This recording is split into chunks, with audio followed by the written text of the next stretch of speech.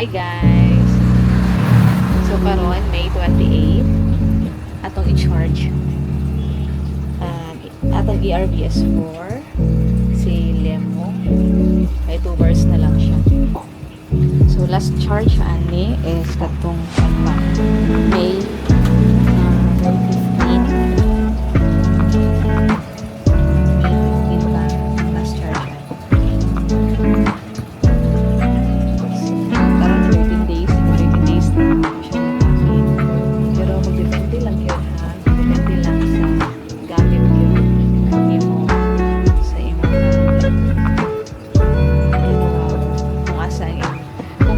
Ganito siguro dalaban siya loba kaya ako nagagamit lang po ani during the opisina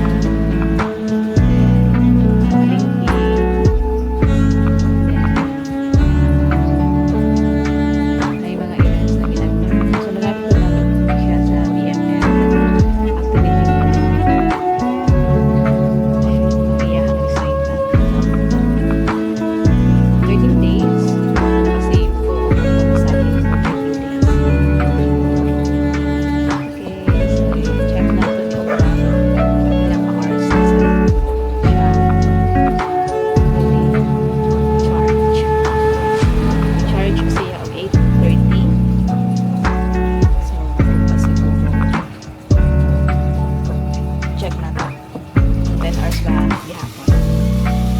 okay, so walang pang atong update sa charging review kay Pablo siya ma-low ba.